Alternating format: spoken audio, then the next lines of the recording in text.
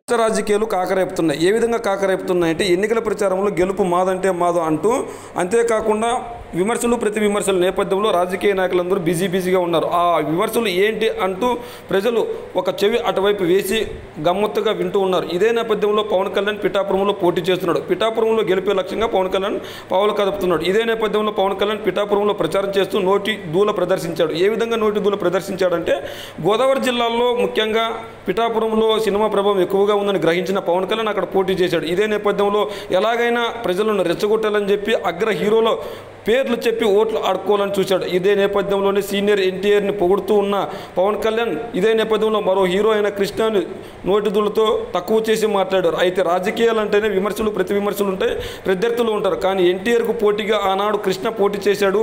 మరి ఎలా పోటీ చేయగలుగుతాడని కృష్ణని తక్కువ చేసే ప్రయత్నం చేశాడు. ఏదేమైనప్పటికీ రాజకీయాలు అంటేనే పోటీదారులు ఉంటారు. అంటే కృష్ణ ఆ రోజు ఎన్టీఆర్కి పోటీగా చేయడం తప్ప, అయితే కృష్ణ సినిమా ఫీల్డ్కి చేసింది ఏమీ లేదా, కృష్ణని తక్కువ చేసి చూడడంతో మహేష్ బాబు ఫ్యాన్స్ ఉవ్వెత్తున ఎగిసిపడుతున్నారు. ఇదే నేపథ్యంలో పవన్ కళ్యాణ్ నోటిదులతో మాట్లాడడం తప్పు చేశానా అని తనలో తను మదన పడుతున్నట్లు విశ్వసనీయ సమాచార వర్గాల నుంచి మనకు సమాచారం అందుతుంది. మరి పవన్ కళ్యాణ్ కృష్ణ గురించి మాట్లాడడాన్ని మీరు ఎలా చూస్తారో మీ కామెంట్ రూపంలో తెలియజేయండి.